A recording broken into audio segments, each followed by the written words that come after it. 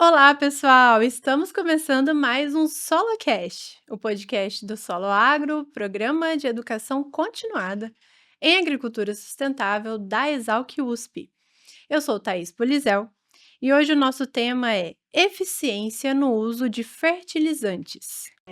Começa agora, SoloCast, o podcast do Solo Agro, que traz de uma forma fácil para você ouvinte o conhecimento de especialistas no assunto.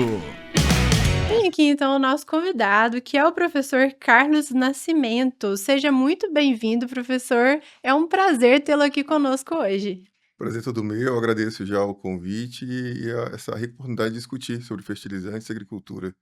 Vamos discutir um pouquinho então sobre esse tema que não tem jeito, é um tema muito importante no agro, né. Vou falar um pouquinho sobre o histórico profissional do professor Carlos. Ele é engenheiro agrônomo formado pela Universidade Federal do Recôncavo da Bahia, a UFRB, mestre e doutor em solos e nutrição de plantas pela Exalc USP.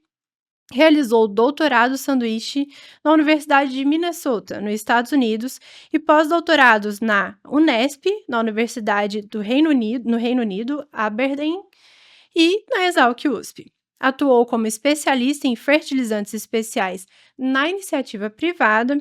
Atualmente é professor no Departamento de Produção Vegetal da Exalc USP, na área de produção sustentável de cana-de-açúcar. Suas pesquisas focam na eficiência de fertilizantes, no uso de resíduos e bioinsumos para a nutrição de cana-de-açúcar, soja e milho. Então, bastante coisa aqui para a gente conversar, né, professor, com o seu conhecimento aqui. Vamos aproveitar bastante o que você tem para nos trazer. E eu vou começar com a pergunta realmente direcionada ao nosso tema aqui, né, que é por que a eficiência dos fertilizantes ainda é um grande desafio na agricultura, né? Não só no Brasil, mas no mundo inteiro. É interessante que quando você vai pesquisar um artigo científico ou fazer uma revisão sobre o tema, você vai ver, parece que acontece em ondas. Ali a década 10, 20, 1910, 1920, tínhamos um grupo ali desenvolvendo fertilizantes, principalmente nos Estados Unidos. Aí, década de 80, intensificou-se bastante ainda nos Estados Unidos, sobre fertilizantes fosfatados. 2009 para 2010 começou o boom aqui, de novo, aqui no Brasil, né, e bem intensificado em solos tropicais. Ou seja, é um problema que ele é recorrente, né, e um problema que ainda não tem solução. E respondendo a sua pergunta, por que não tem solução ainda? Porque nós não conseguimos ter um fertilizante ou fertilizantes, agora falando aqui de NPK, né, um potássico, um fosfatado, um nitrogenado, que tenha essa maior eficiência comparada às fontes tradicionais. Justamente porque o sistema é muito dinâmico. Nós temos mudança de manejo todo o tempo, sempre temos aqui novas técnicas sendo surgidas, temos o clima alterando de maneira brusca, temos muitos locais, muita chuva, e aí nesses locais vem a equipe de pesquisadores, fazem todo o teste, todo o estudo para essas tecnologias, aí depois chega aí 5, 6 anos depois, quando essas tecnologias já estão no mercado, aí começa a mudar as coisas tudo de novo. E aí o que acontece também, muitas dessas tecnologias que nós usamos no Brasil hoje, principalmente, são importadas. Começamos a desenvolver alguma coisa recentemente. E quando eu falo desenvolver, pense que quando nós estamos na indústria, para eu conseguir lançar um produto novo, quando a equipe é muito eficiente, quando a empresa investe muito recurso, eu posso dizer aí que no mínimo vai durar 4 anos. 4 anos até eu comecei a ideia, até o lançamento. Mas geralmente, mês a média, isso aí vai querer de 6 a 7 anos para desenvolver um novo produto. Quando esse produto está já em fase de comercialização, mudou tudo. Descobri as variedades já se comportam um pouco diferente, o meu manejo já se comporta já é outro, por exemplo. Aqui em cana-de-açúcar, utilizamos, mais ou menos uns 5, 6 anos atrás, foi um boom, o Penta. Um maquinário que fazia 5 operações, colocava calcário em profundidade. Aí todo mundo achou: "Não, agora esse implemento veio para ficar, nós vamos conseguir colocar cálcio, magnésio lá embaixo no solo". Aí começou a perceber que gastasse diesel demais. Então, vamos abandonar o Penta. Então, assim, três respostas. Primeiro, o clima, e os manejos mudam constantemente. Tecnologias são desenvolvidas, em uma região e muitas vezes ela é aplicada em outra. Eh, e além disso, quando eu desenvolvo uma tecnologia, eu devo seguir corretamente os manejos que fazem com que essa tecnologia, né, ela funcione. Mas eu falo para o produtor: "Ó, eu tenho aqui um fertilizante, um nitrogenado de eficiência aumentada e tal". Ele fala assim: "Não, eficiência aumentada, então onde eu aplicar vai ficar bom". Aí chega lá, por exemplo, uma ureia, caiu uma garoa, não molhou o suficiente, dá para entrar no campo, joga a ureia, só que aquela condição é uma condição extrema para que haja volatilização. Não tem tecnologia que funcione. Então, por essa falta de adequação entre esses fatores, que a gente tem aí essa dificuldade tremenda em resolver esse problema de eficiência dos fertilizantes. Nossa. E você citou os fertilizantes fosfatados, né, no começo você falou uma questão que se voltou, né, voltaram as pesquisas em relação aos fertilizantes, à eficiência dos fertilizantes fosfatados. Por que existe, né, essa questão da baixa eficiência dos fertilizantes fosfatados no solo? E quais que são, atualmente ou ao longo desses últimos anos aí que você comentou, né, a partir de 2009, 2010, quais que são as estratégias para que, se aumente então, o uso dos fertilizantes fosfatados e a eficiência no uso, né, porque a gente sabe que são fertilizantes caros e que são, na maioria das vezes, importados, né? Justamente. A gente tem aí, vou voltar um pouquinho antes até de 2010, né, ali ano 2000, um grupo ali, o professor Mike lá da Austrália, ele, de 2000 a 2009, tiveram pesquisas intensas em solos tropicais, né, lá da Austrália, sobre como aumentar a eficiência de fertilizantes fosfatados. E daí, percebeu-se que raramente conseguia-se resultados melhores com as tecnologias que eram adotadas, né, e eram viáveis, do que os fertilizantes que eram tradicionais. Por exemplo, assim, eu sempre digo, né, o MAP é um fertilizante que vai ser difícil de alguém bater, né, o fosfato monoamônico, porque ele traz características que são difíceis de serem melhoradas. Ele tem boa função na planta, ele consegue mover melhor no solo e consegue mover e ficar disponível no solo. E daí porque, olhando aqui para o MAP, né, e por que é difícil melhorar além dele? Porque para eu melhorar um fertilizante, eu preciso deixar ele disponível no solo, né, depois que eu adicionei ele no solo, ele solubilizou, esse fosfato precisa ficar disponível no solo. Eu preciso fazer com que a planta não que a planta além de crescer, né, a planta também capture esse nutriente. Para capturar, a planta vai precisar, encontrá-lo, né. E a gente sabe aí que o mecanismo de contato em raiz do fosfato é difusão. Então, assim, quanto mais longe eu colocar o fertilizante da planta, menos a planta vai pegar. E daí que tem um problema que é o grande problema dos fosfatados, né, nos solos brasileiros principalmente, temos aí solos oxídicos, né, com alta capacidade de absorção de fósforo, ou seja, todo o fósforo que eu coloco lá, de 100% do fósforo, 20 vai para a planta e 80 paga o pedágio de solo, certo? Então, qual é o grande ponto aqui? Principalmente, unicamente do fosfato.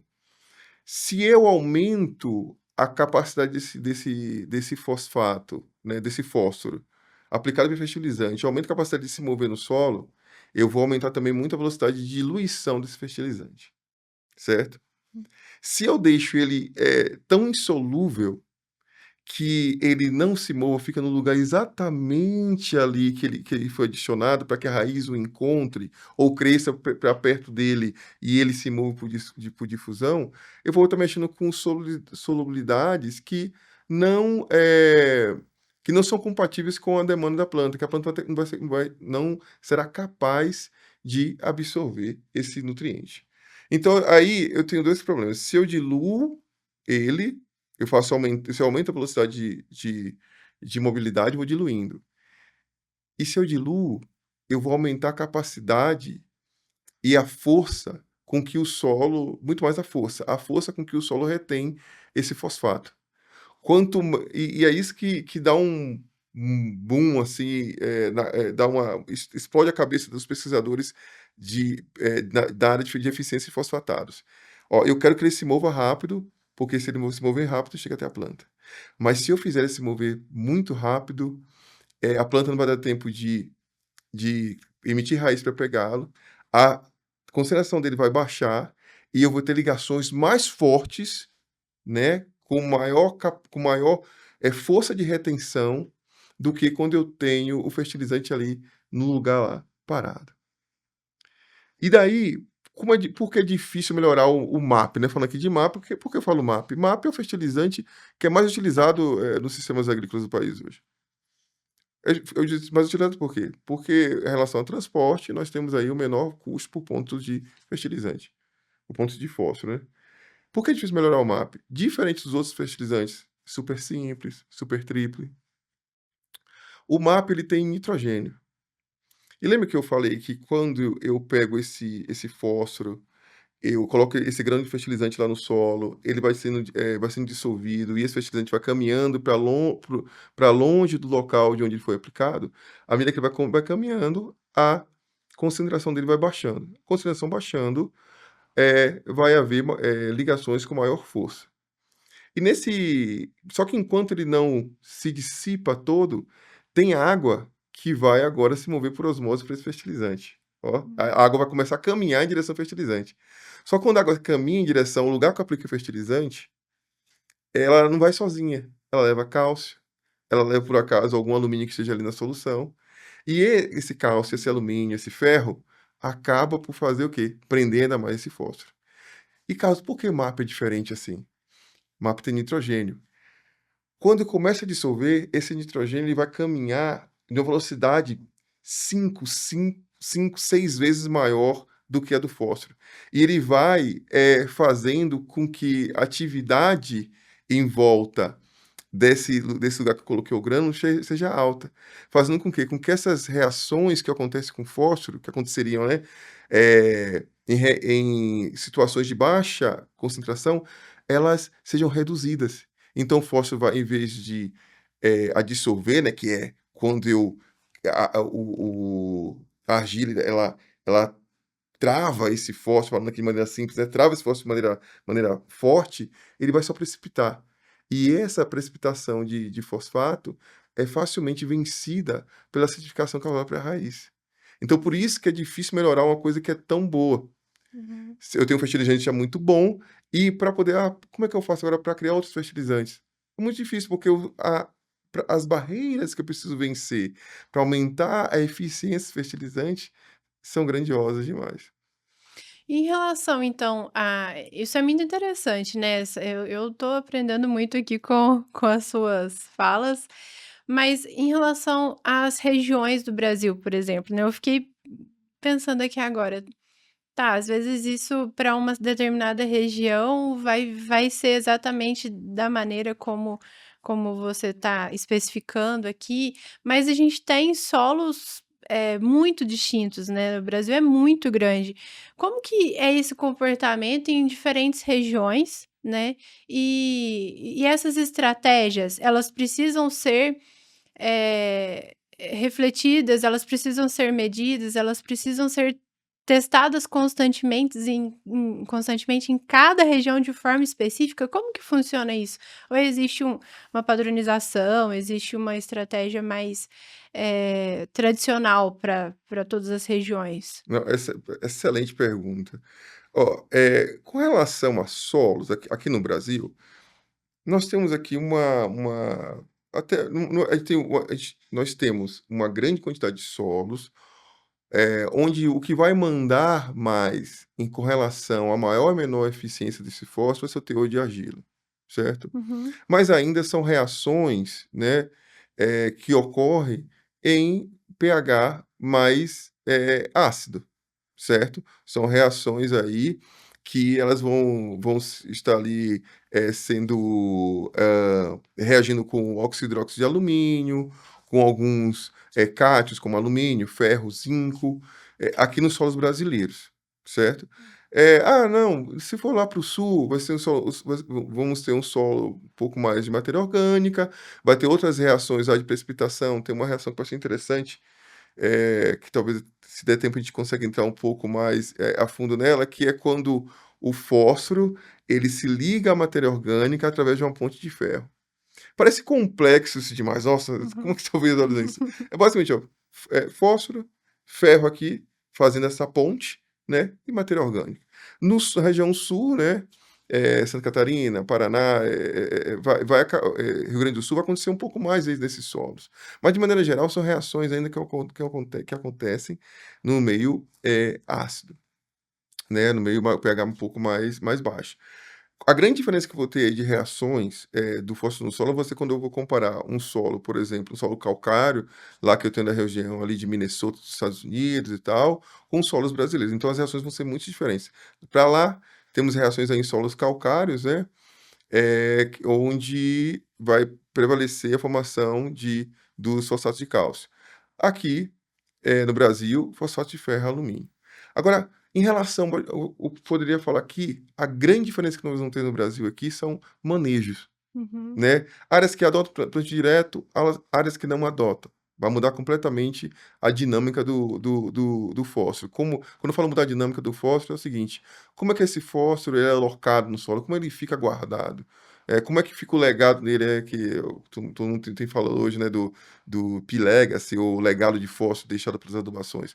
Como é que fica, né? Então, se tiver solos com maior aporte de matéria orgânica, então esse fósforo aí vai ficar, retido na forma de fósforo orgânico.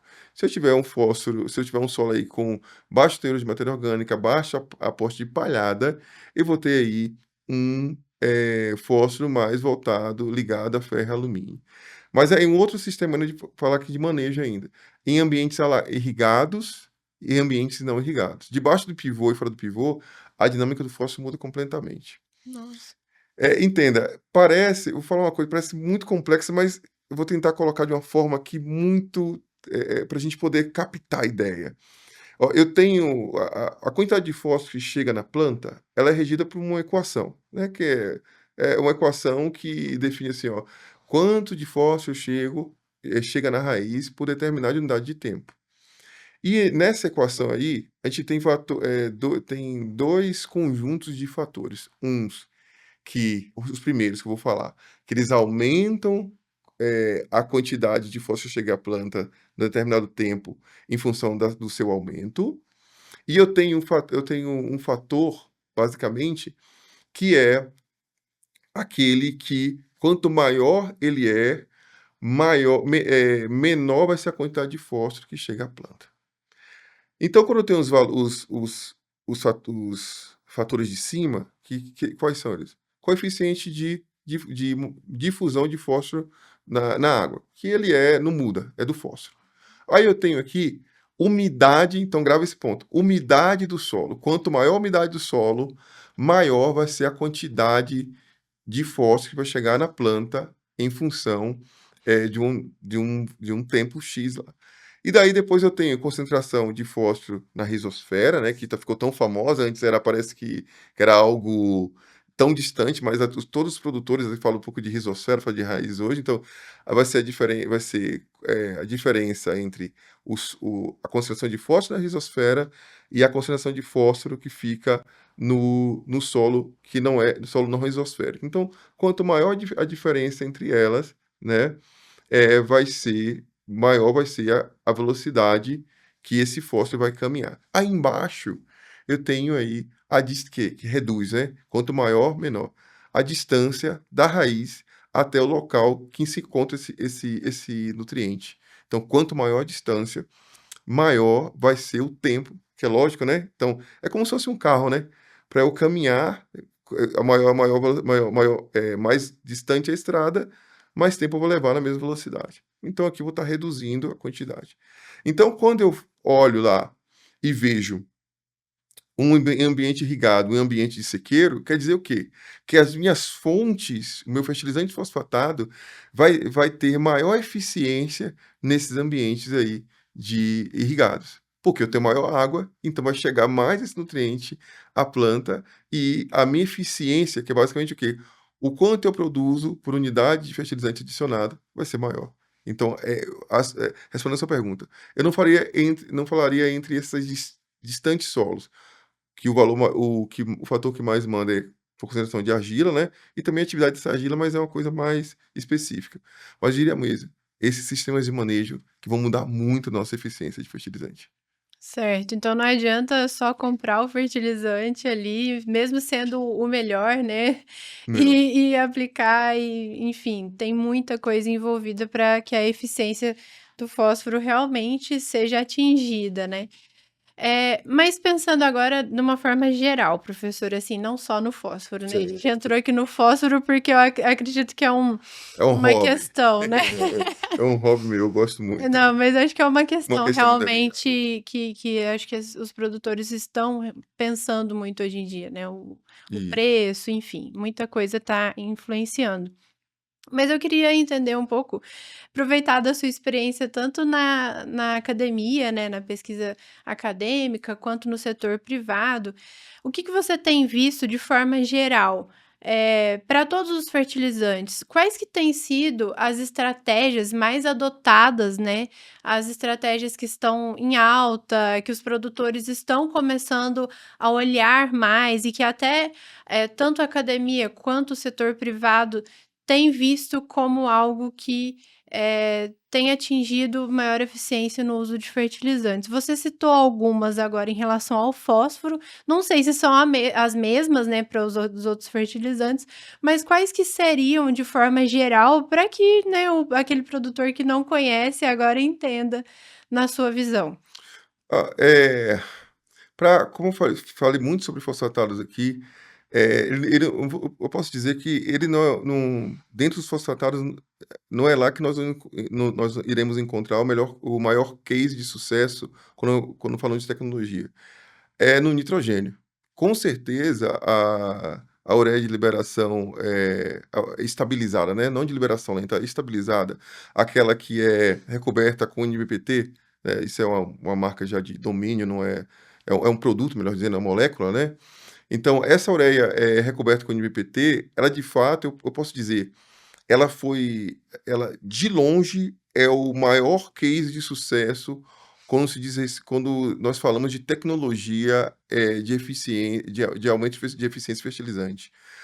Por que eu digo que é o maior case de sucesso?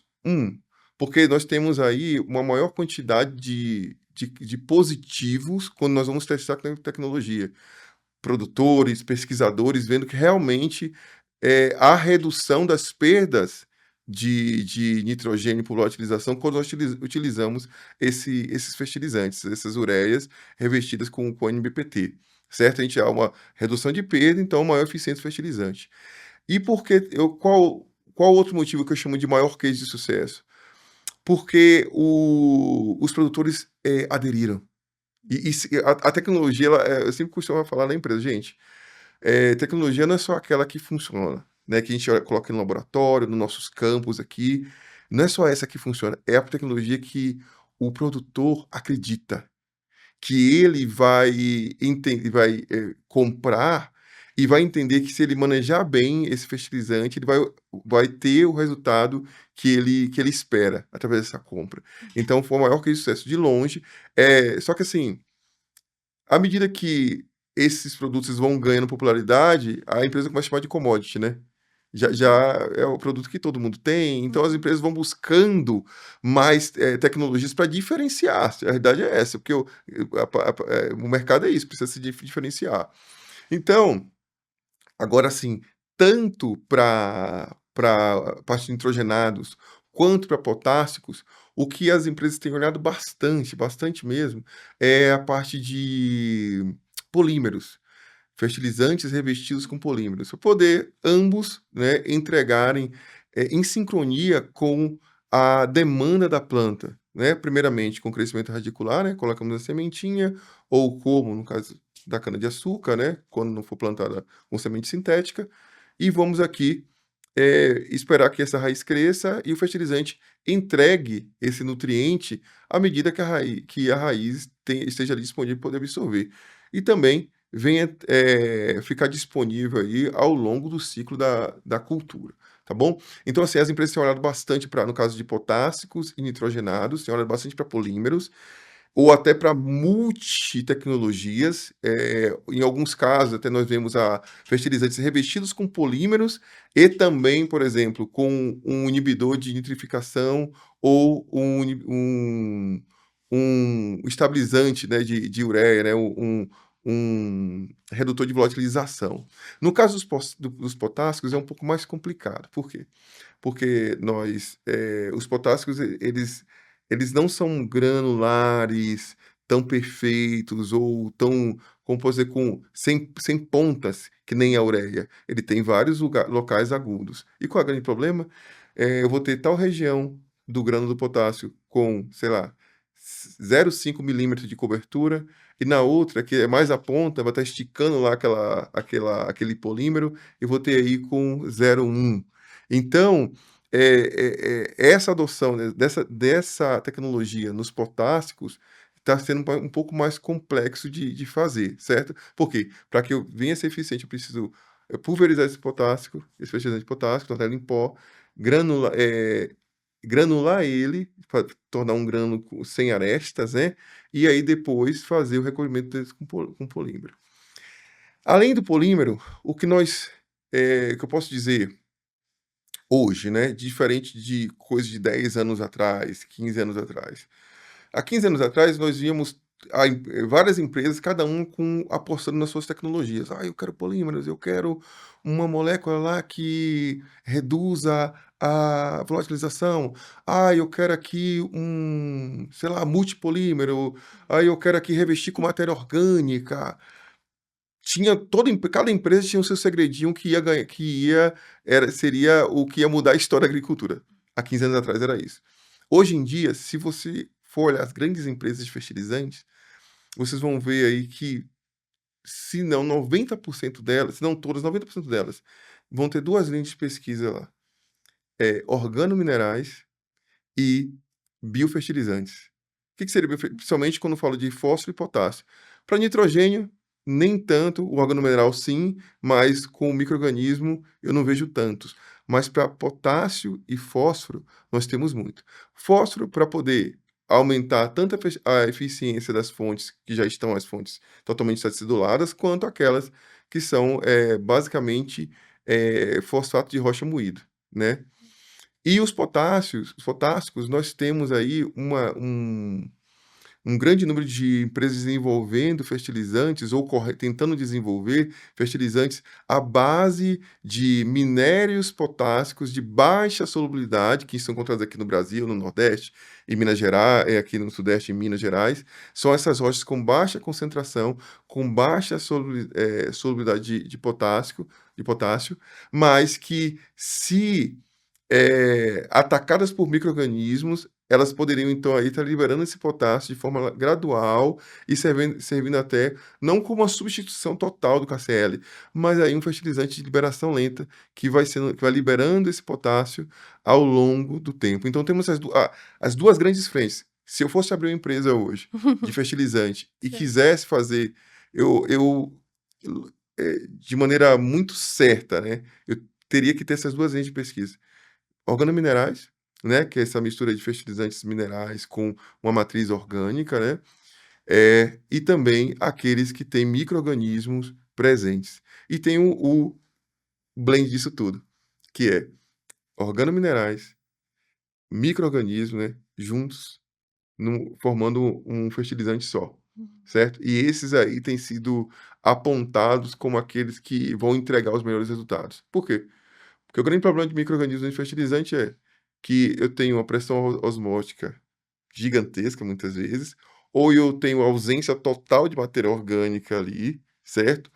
Eh, e ausência de água, eu não tenho um ambiente para esse fertilizante, para esse micro-organismo se desenvolver.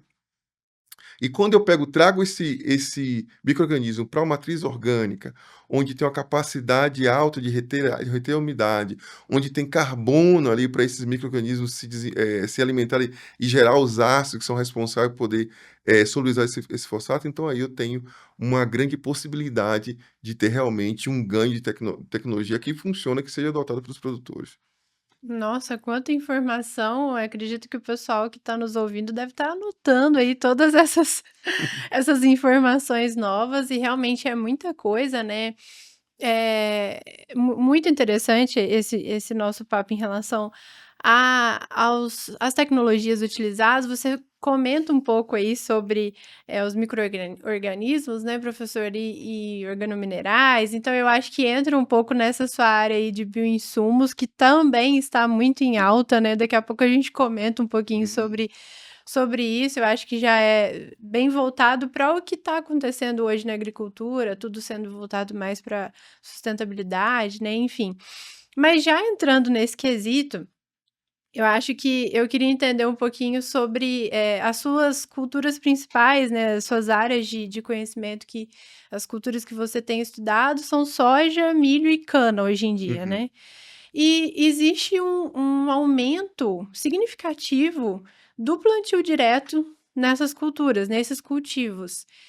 Como que tem sido, né, essa eficiência dos fertilizantes em relação a essa nova maneira, não tão nova, né, a gente sabe que não é tão novo assim, mas eu acredito que seja, o que os produtores têm visto que tá dando certo, né, o plantio direto, dá certo realmente. E como que essa forma de manejar, né, você comentou ali anteriormente em relação a ter mais umidade e tudo mais, mas fala um pouco em relação ao plantio direto, principalmente nessas culturas, né, que são culturas, carros-chefe do nosso cultivo no Brasil, das nossas lavouras. Como que é essa eficiência quando se faz um manejo, com plantio direto e também, quando é o convencional, né, aquele produtor que não abre mão de fazer ali o seu cultivo convencional? Não, perfeito. A gente tem que separar aqui, em 2 grupos, né. Aqueles que são de 2 grupos de nutrientes. A gente tá falando aqui só NPK, né, a gente NPK, tem né, aqui mas mais tem 13 aí. Mas assim, falando aqui separando aqui, né, NPK, que geralmente é o maior custo, né, quando é falando Sim. parte de nutrição para os produtores, eu tenho que separar, pegar potássio, colocar aqui de um lado, né, e colocar fósforo e nitrogênio do outro. Por que colocar o potássio, na maioria das vezes, ele sempre positivamente afetado pelo sistema immunológico direto e principalmente por, esse sistema que envolve, por exemplo, o uso de braquiários, formação de palhado, no caso da soja e do milho, né. Então, assim, o potássio, ele na maioria das vezes, positivamente afetado, sempre. Por quê? Primeira coisa, se eu tenho um plantio direto, eu vou ter pouco movimentação no solo, então meu solo vai ter um sistema de poros mais, poderia dizer, um sistema de poros mais Hum. complexo. E que a gente chama dentro da física do solo, eu não sou físico do solo, mas assim, eu tenho que como formado em nutrição solos e nutrição de planta, precisa também entender um pouco de física do solo. Então assim, a gente chama isso de tortuosidade. É o quão complexo um sistema de poro, todo poro são aqueles canalículos, né, Uhum. espaços que ficam no solo. Então o sistema plantio direto, a gente vai acabar tendo aí um sistema de poros mais complexo. Certo? Porque é formado a própria agregação do solo, é formado também pelas raízes, né, pela matéria orgânica decomposta ali, os bioporos. Então a gente tem um sistema bastante complexo. Quanto mais complexo esse sistema de poros, mais difícil vai ser de um fertilizante ou de um nutriente se mover no solo, certo? E por que se mover? No caso do potássio aqui, se mover para baixo, porque o grande problema do potássio o potássio a gente não perde por volatilização. A gente aqui no Brasil, a gente não tem problema de fixação, na maioria dos solos não tem, somente alguns solos do sul que tem argila 2:1, então a gente não tem problema de fixação. O grande problema que reduz a eficiência do potássio aqui é o problema de lixiviação, que ocorre de maneira muito mais proeminente em solos arenosos e vai sendo reduzido aqui nos solos argilosos. Quando eu tenho o plantio convencional, né, o preparo convencional de solo, eu tenho uma pulverização aí dessa camada superficial, né, ou até, depende aí dos implementos que sejam utilizados, né, de acordo com a demanda do produtor, eu tenho aí uma quebra, uma redução dessa complexidade do sistema poroso do solo.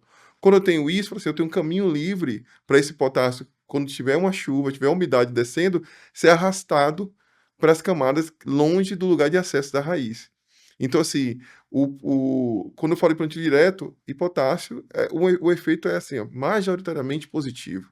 Eu tenho essa maior complexidade, sistema de poros, eu tenho plantas ali, né, uso braquiárias e outras culturas de cobertura que vão, quando esse potássio acaba saindo, fugindo da raiz da cultura principal, né, se movendo para camadas inferiores, essas plantas de cobertura têm capacidade de chegar a profundidades, braquiária, por exemplo, assim, 2 metros, 2,5 metros, né, em alguns, quando bem manejada, ela consegue pegar esse potássio lá embaixo, para assim, peraí, vem aqui de volta aqui, não fuja não, Uhum. trago para cima, e como o potássio ele não faz ligações com, ele não faz parte de nenhum composto orgânico na planta, a planta pega pela raiz, joga nas folhas, quando essa planta morre, vem a chuva, lava esse potássio e ele é de novo depositado à disposição da cultura principal. Aí, quando nós vamos olhar agora o grupo do nitrogênio e do fósforo, não que eles não sejam positivamente afetados, a maior parte dos efeitos desse manejo sobre esses dois nutrientes é positiva, de longe é positiva. Só que é importante, eu poderia dizer, observar na hora de avaliar o fósforo e na hora de manejar o nitrogênio. O nitrogênio, a gente sabe que a fonte mais utilizada no Brasil, né, e no mundo é a ureia, porque a gente tem aí uma maior concentração de nitrogênio por unidade, né, por massa de fertilizante. Então, o custo de transporte vai ser baixo, então por isso que a ureia vai ser o mais utilizado. Só que tem a questão da perda por volatilização. E essa perda por volatilização, ela ocorre depois que uma enzima chamada urease, que está na boca do povo já, né, acaba quebrando essa ureia, né, urease, quebra a ureia, e essa ureia é perdida por volatilização. Quando eu tenho um sistema onde a conservação de palha sobre o solo, onde há conservação de palha sobre o solo, eu tenho uma fonte ali da palhada gigantesca de urease. Por quê? A concentração de urease, dessa enzima que quebra a ureia e faz volatilizar, chega a ser 1000 vezes maior na palhada do que no solo. Nossa. Entende? 1000 vezes maior. Então daí, o que acontece? Quando eu coloco essa ureia sobre essa palhada, a chance de haver volatilização e de haver perda de volatilização aumenta absurdamente. Vai acontecer isso nos sistemas de soja, de milho, de cana-de-açúcar, que tem 15 toneladas, pode chegar até 15 toneladas de palha sobre o solo. Então, assim, nesse momento especificamente, quando eu trabalho em sistema de plantio direto, onde há uma deposição de palha, onde há matéria orgânica também ali sendo acumulada, ou seja, há uma grande atividade de micro-organismo, né? Maior atividade também da enzima urease ali nesses sistemas onde há um grande acúmulo de matéria orgânica. Então, há necessidade de adoção de tecnologia ainda maior do que nos sistemas de plantio convencional, certo? Por quê? Porque pense aqui, eu vou ter aqui uma camada de palha sobre o solo, visualizando, né? Camada de palha sobre o solo. Vou ter esse fertilizante colocado sobre o solo. Esse fertilizante, ele vai precisar de uma quantidade de água maior para poder incorporar. Por que incorporar é importante? Porque a gente sabe que a ureia, quando ela é colocada a partir de 10 centímetros, né, abaixo do solo, né, incorporada, eu tenho a ureia aqui, eu tenho uns 10 centímetros de solo em cima dela, as perdas pela utilização são reduzidas a praticamente zero. Então eu faço isso como? Via aplicação no maquinário, né, enterro meu fertilizante, ou faço isso com água. A água vai incorporar essa ureia. E 5 centímetros, na verdade, já é bom, né? Já é suficiente. Então, assim, quando eu tenho palha, vai demorar vai ser mais difícil de incorporar essa ureia, então ela está mais suscetível ainda a ser perdida. Além disso, tem uma coisa, esse cara é doido. Talvez os ouvintes aí falem, esse cara é maluco, fica pensando nessas coisas. Imagine só, quem já foi numa área de cana-de-açúcar, já foi numa área aí que tem a palhada de braquiária, ou sorgo, qualquer outra gramínea que tenha folha um pouco maior, você vai ver lá que ela não vai ficar totalmente picada, não vai ficar naquela coisa homogênea, eu tenho aqui um pó de palhada. Não, eu tenho as folhas no formato delas, e as folhas, quando secam, elas tendem a fazer o quê? Envergar. E a gente chama isso de micropiscinas. Perceba que já visualizou, né? Então, eu tenho uma folha envergada, eu tenho uma chuva que caiu aí de alguns poucos milímetros, 5 milímetros, 3 milímetros, sei lá, e eu tenho essa água agora com fertilizante diluído em cima de uma piscina cujo o fundo é formado de folha, de matéria orgânica, de palha, que eu já falei para vocês aqui, que tem 1000 vezes mais urease do que o solo. O que vai acontecer? Eu impedi que essa ureia descesse, essa solução de ureia agora, né, que é a ureia diluída em água, descesse, e ela vai ficar ali plena e tranquila, pronta para ser perdida para a atmosfera. Então, à medida que aquela água daquela piscina, aquela solução vai evaporando, o vapor água vai subindo, e a gente sabe que a volatilização de ureia sobe junto com a água, então eu vou perdendo ali. Então vai potencializando. Por isso que eu disse, ó, o sistema plantio direto, ele é, sem dúvida alguma, muito melhor para o sistema de nitrogênio, só que tem os poréns. E esses poréns a gente vê que manejo. Uhum. No caso de fósforo, então a gente tem um caso muito interessante com relação ao sistema de soja, que a gente tem aí, a braquiária fazendo ali, né, aquela rotação, né, como planta de cobertura. Qual é o grande problema quando a gente coloca a braquiária e vai olhar para fósforo na soja? É que quando nós olhamos a análise de solo, vemos assim, nossa, tem uma alta quantidade aqui de fósforo disponível para essa planta. P-resina, né? Uhum. Medimos o fósforo no solo por P-resina, uma alta quantidade. Quando a gente vai ver a planta, não representa. Que estranho, né? Tem no solo, mas não tem na planta. Qual é o grande ponto específico aí da braquiária? A braquiária, ela emite uns compostos orgânicos leves, né? Alguns compostos orgânicos que, uma vez presentes no solo, ela permite que haja essa ligação que eu falei anteriormente. Vou falar um pouco mais sobre isso. Aquela ponte fósforo, ferro, composto orgânico. Esses compostos orgânicos estão presentes tanto oriundos da decomposição da palhada sobre o solo, tanto oriundos ali do próprio exudato radicular, né, que a planta faz isso, ela exuda compostos orgânicos. Essa ponte formada entre esses dois nutrientes, né, ferro e fósforo, e com a matéria orgânica, faz com que o fósforo se mova de maneira muito lenta, ou fique imóvel. Então quer dizer o quê? Eu tenho uma planta, eu tenho uma raiz aqui, eu tenho um fósforo aqui. Nossa, tá pertinho do outro. Só que o fósforo aqui, ele não tá livre.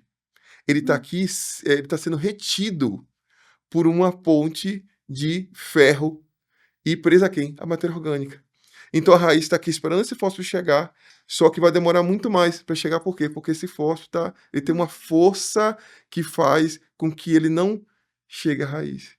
Então esse é um fator que, quando eu for avaliar a disponibilidade de fósforo no sistema de plantio direto, né, principalmente aqueles que têm braquiária envolvida, eu preciso analisar com cuidado, porque nem sempre as concentrações que estão disponíveis no solo, né, que foram diagnosticadas pela resina, né, ou seja, o P disponível, nem sempre vai estar realmente disponível à planta. Por quê? Porque existe esse fator que a resina não consegue, o processo de determinação, o processo analítico, não consegue vencer, certo? Porque, por que não consegue? Eu chego lá, eu tenho uma situação onde a raiz está aqui e eu tenho o fósforo aqui. A raiz, ela precisa, ou o fósforo precisa chegar por difusão, só que ele está preso, então ele vai estar impedido de difundir, ou a raiz chega esse fósforo. Quando eu pego vou fazer determinação de resina, o que é que eu faço? Eu pego lá um pouco de uma amostra de solo, né, pequena, uma cachimbada, né, que nós falamos, né, pego as resinas, né, seja ela esférica ou em placa ou laminar, coloco e faço o quê? Ó, agito todo esse solo, esse volume de solo. Então, assim, essa distância que pode até quando estava parado, podia ser grande, mas agora eu estou agitando. Então, eu estou fazendo que todo o volume de solo entre em contato com minha resina, o que não acontece com a planta, porque a raiz está aqui e Uhum. a origem da fonte está aqui. Certo. Então, você entendeu? Porque os efeitos desses sistemas pode ser totalmente positivo para o potássio, mas eu preciso olhar manejo quando eu falo de nitrogênio e fósforo. Uhum. Basicamente isso. Sim, nossa, então é bem complexo, né? Tem muita coisa aí para ser analisada, né, professor? Não é só falar, não, pode ir lá, dá certo. Então, tem alguns detalhes aí que o produtor tem que ficar mais atento, né? Isso. Acho que teria muita coisa para a gente conversar ainda. Talvez a gente vai ter que fazer uma parte 2 aqui da eficiência de fertilizantes. Porque realmente é um tema extenso, né? E eu acredito que o pessoal que está nos ouvindo deve estar bastante curioso aí para ter um conhecimento maior aí do professor. Então, se você quiser se tornar aluno ou aluna do professor Carlos Nascimento, ele é docente do Solo Agro, olha só. Acesse o nosso site, que é www.soloagro.com.br, e aí você vai analisar aí qual curso vai se encaixar melhor na sua realidade. Pode ser que você se torne, então, aluno ou aluna do professor Carlos e aprenda muito mais sobre a eficiência de fertilizantes com ele, tá bom? E também tem um outro recado para o pessoal que está nos ouvindo, que se você quiser saber mais sobre outros assuntos, sobre informativos, nós também temos um boletim semanal, que é o Solo News. Então, se você quiser ter esse boletim na sua caixa de e-mails aí toda semana, você pode se inscrever no nosso Solo News e também nos seguir nas nossas redes sociais, que é @soloagro. Agora, professora, a gente vai sair um pouco da parte acadêmica, da parte técnica, da parte de entender sobre eficiência de fertilizantes e vamos entender um pouquinho sobre o que o professor Carlos Nascimento faz fora da academia, o que o Carlos faz no seu momento livre. Vem aí o Porteira Aberta. Porteira Aberta.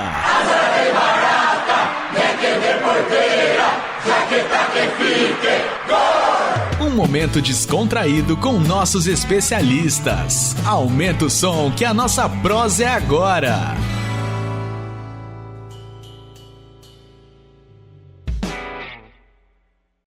No Porteira Aberta de hoje, a gente vai entender um pouquinho sobre o que é o hobby do Carlos, do professor Carlos. Ele comentou comigo, né, nos bastidores, que não é bem um hobby, mas é algo que ele acredita que não são todos os acadêmicos que fazem, né, mas ele é, há muitos anos, líder de jovens, não é isso? Líder de grupo de jovens numa igreja evangélica. Comenta um pouquinho sobre isso. Você acaba colocando um pouco mais de tempo, seus finais de semana. Como que é isso? Tem muitos anos, então, que você tem esse hobby, né, entre aspas?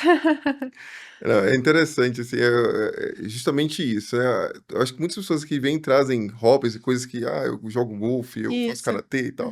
Assim, eu acho que talvez, pelo menos nas conversas que eu tenho com outros colegas, sempre quando eu falo isso, como assim, né? A primeira pergunta, como que você acha tempo, né? Para Sim, poder fazer uma atividade que, de fato, ela demanda também bastante da gente, né? Eu imagino. eu faço isso, que eu lembro agora aqui, mas pelo menos há 15 anos, né? 15, Nossa. 18 anos. Desde que eu era bem mais novo, né? Primeiramente comecei na parte de formação de líderes, né? Na parte estratégica, e depois fui para ali da mesa, ali, né? Pro PEGA, cuidando de pessoas Uhum. eh, de maneira mais na linha de frente, né? É interessante porque tudo aquilo que eu fiz de maneira muito tranquila, percebendo que era uma coisa que eu gosto de fazer, Uhum. que eu percebi que era uma coisa que eu fui chamado para fazer, Vocação. uma vocação, Aham, eu costumo dizer que é um chamado, né, assim, é aham. algo, me trouxe a docência. Que legal. Porque imagine só, eu era com 16, 17 anos, era um jovem que eu não conseguiria fazer isso aqui. Aham, conversar. Falar com pessoas, não conseguiria encarar uma multidão maior que 3 pessoas, eu tremia na base. E daí eu passo de um momento de um jovem introvertido, com poucos amigos, e passo a ser um cara que agora tem que lidar com muitas e muitas pessoas, né.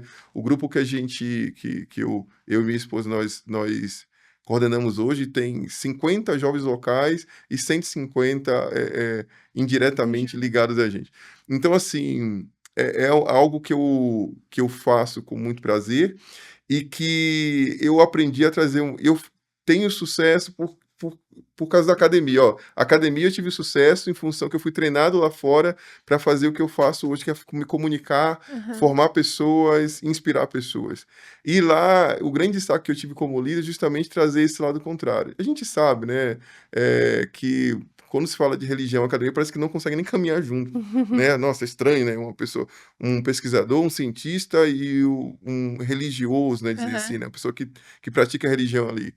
E quando eu comecei a trabalhar com isso, os jovens começaram a perceber esse tipo de coisa, eles perceberam também que além disso tudo era muito dedicado, Uhum. né, já fazia a faculdade na época, e daí o grande surpresa deles é o quê? "Rapaz, você foi o único cara daqui que saiu que s está na nossa igreja, foi para a faculdade e continuou na igreja". Sim, Geralmente tinha muita gente que saía. saía. E Aham. daí eu comecei a falar que não, tudo é possível, porque eu acho que você precisa desse pilar, Sim. né, emocional, espiritual. E daí eu parti de um grupo que era o único lá do interior da Bahia, né, que eu da minha Uhum. fu onde eu fui formado, de um grupo de jovens, de uma igreja bastante tradicional, né, que tinha eu somente mais um ou 2, acho que minha esposa e mais 3 pessoas que tinham feito a universidade, e quando eu saí desse período aí, dos 48 jovens que nós tínhamos lá, pelo Uhum. menos aí 42 já faziam faculdade, já Nossa. estavam aí para o ensino superior, alguns já são mestres, doutores, estão aí pelo mundo afora. Então assim, as coisas se complementam.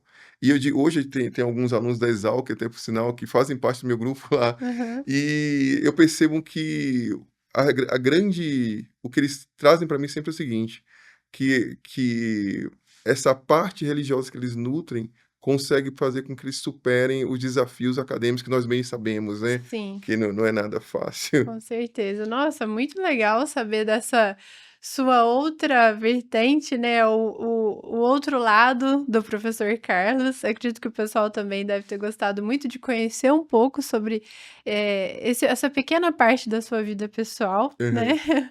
Muito bom mesmo. A gente vai chegando ao final do nosso SoloCast. Agradeço imensamente, professor Carlos, pela sua presença aqui em nome do Solo Agro. Muito obrigada e volte mais vezes. Eu que agradeço a oportunidade. Foi muito bom, realmente. E você que está nos assistindo, fiquem ligados que nós teremos mais episódios do nosso SoloCast. Tchau! Você ouviu SoloCast, o podcast do Solo Agro. Solo Agro é o programa de educação continuada em agricultura sustentável da Exalc USP. Saiba mais nas nossas redes sociais, @soloagro, solo com 2 Ls. Obrigado e até a próxima!